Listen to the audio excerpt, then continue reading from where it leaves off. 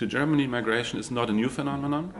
It's been a country of migration and of migrants for at least 150 years. And if we look at the younger history, at the more recent history of Germany, people have been coming after the Second World War to work here, to fill vacancies in the industry, and have been rather successful in doing that in terms of overall economic prosperity for the country, but as well for their own personal life and their personal development.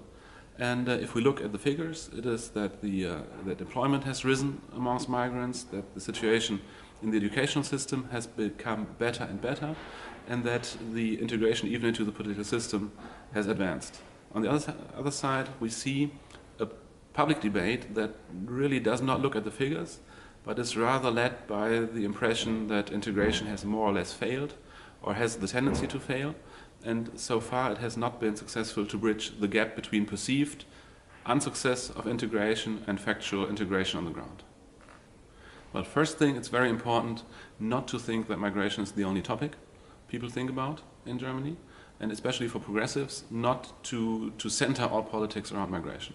It's rather that migration could be included into all other fields of policies, and to make it a broad policy for social welfare, for a functioning state, for schools that work, for an educational system that helps people to move up the social ladder, and then talk about migration as part and of integration as part of all those policies, and not as something separate, either or something that has to be policed, or that's something that has only to do with security and failed integration, but something that is one integral part of all other fields of policies. And second thing, I believe that to many people, the state has functioned just two times the past 10 years in Germany. Once during the financial crisis, where suddenly the political system could move very quickly to adopt laws and to spend money on saving banks. And secondly, during the so-called refugee crisis, when politics could move in Germany very quickly as well. And people have the tendency to think, okay, how could that be that during those two times, political system did function very quickly, and now when it comes to our goals, to the local school, to the functioning of the state, the money is not there anymore. It's very important to think about a common progressive narrative about migration. First, migration is not the only topic that we need to talk about, and not the only topic that people who tend to vote for progressive parties care about. Social democracy in Germany has started to lose elections a long time before migration became one of the most important topics in the public debate. So we need to look at other points as well.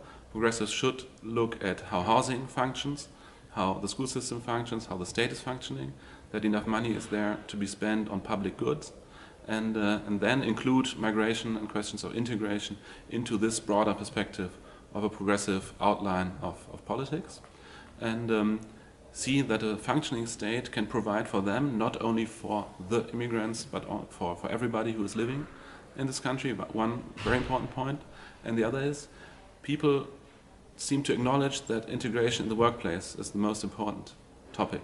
So if we can prove, or if progressive parties can prove to have a clear path how to integrate people in the workplace, how to help migrants find decent jobs, then we will have a good chance that the rest of society will catch up with that as well, and will have another picture of migration and of the success of immigration in this country.